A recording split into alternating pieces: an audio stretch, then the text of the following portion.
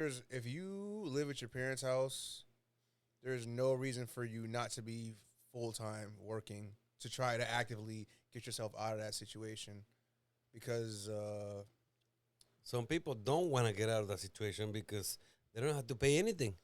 All they earn, even if they have a full time job, all their money goes to them, and they get their fancy shit, their fancy shoes, their fancy this. no, I see what you're saying, but it's one of those things is like kids don't take necessarily what you hear, they take more what they see.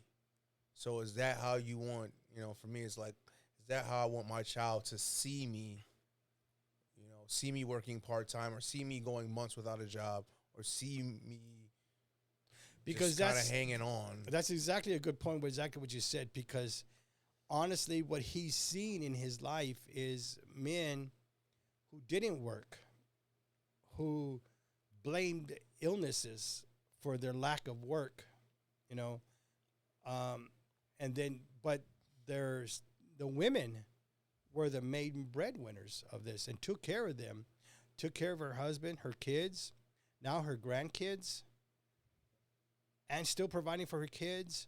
And there's a lot of women like that, and I have tremendous respect for women. I love them. I mean, that's what I love, right?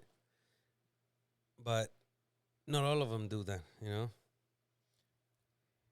I think it's one of those situations where the women that provide like that don't end up with the men like that, and the men that provide like that don't end up with the women that appreciate that. It's just one of those things where it.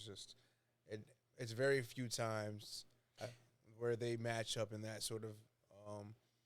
They have that sort of match. Perfect.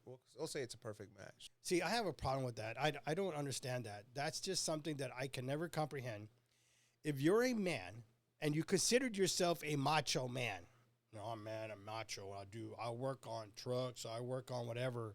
I'm this, I'm that. I'm a plumber. I'm whatever your trade is. But you can't provide for your kids. You can't provide for them at all. You can't provide for yourself.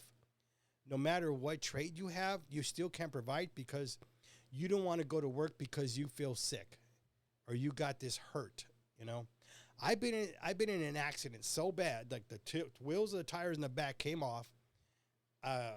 From there I went to work, and we had when I worked, we had to go up to the office to do stuff, to get stuff out of whatever we needed in the offices. So I was hurt real bad, but I still went to work that day. And I went up and down those stairs and everything, and I still went to work. I've been to work with all kinds of illnesses or whatever. I didn't go to work with a broken arm or anything, but I still went to work because bills need to be paid. Like I don't have the luxury to just say, fuck it, I'm not going to go to work today.